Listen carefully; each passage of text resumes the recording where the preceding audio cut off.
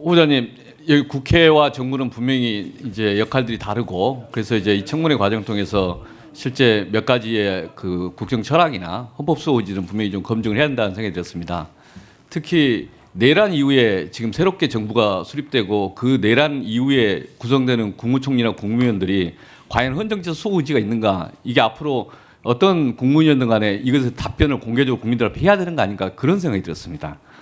그래서 이 점에 대해서 하나씩 좀 여쭤보겠습니다.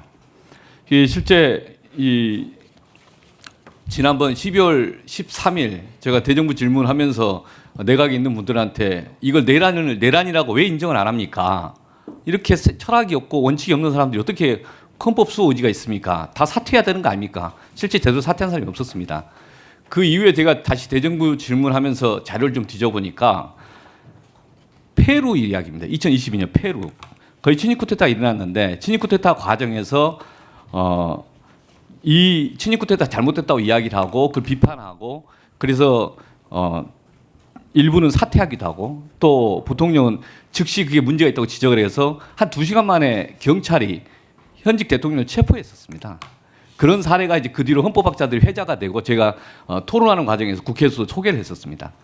그런데 당시 한덕수 총리나 많은 장관들이 도대체 뭘 했느냐, 그리고 그런 사람들에 대해서 그러면 당시에 수사기관도 수사를 제대로 했는가, 앞으로 이제 이런 사태가 발생하면 헌법을 수호하기 위해서 온몸을 던져서 막을 거냐, 그런 사람들로 국무위원들이 구성돼야 되는 거 아니냐, 그런 문제식이 있습니다. 그래서 그 이야기를 좀 하나씩 물어보겠습니다.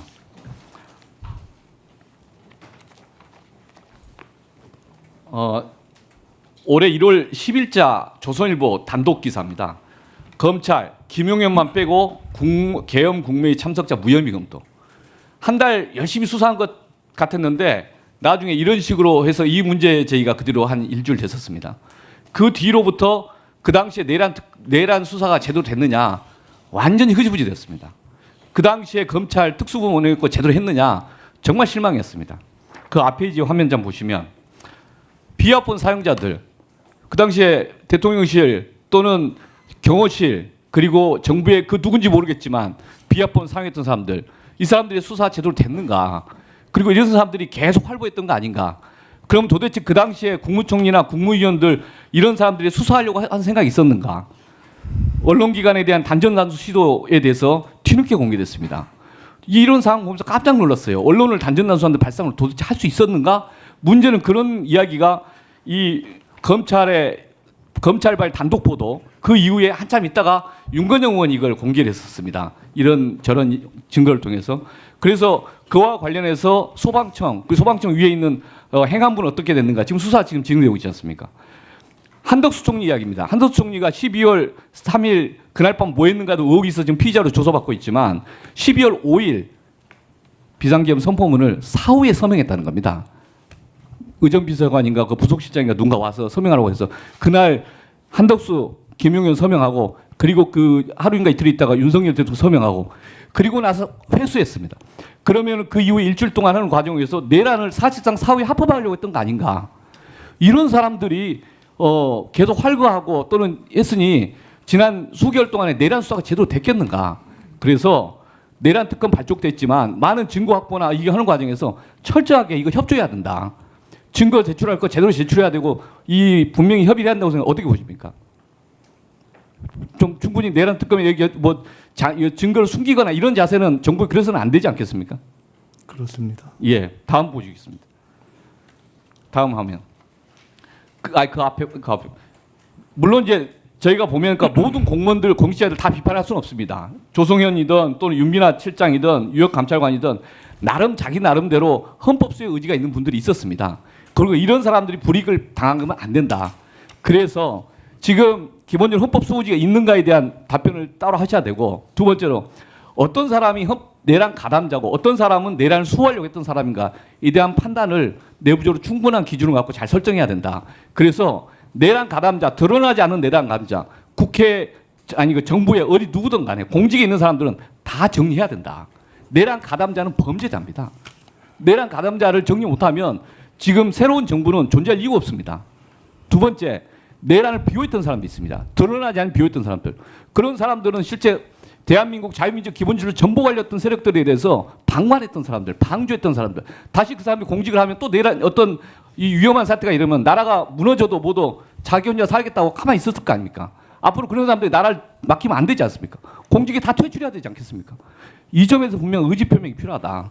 이거 안 되면 실제 이 새 정부가 자기 원칙도 없이 살아갈 것이다. 그 저는 이게 제일 첫 번째 과제로 생각하는데 동의하십니까? 동의합니다. 잠깐 말씀드려도 되겠습니까?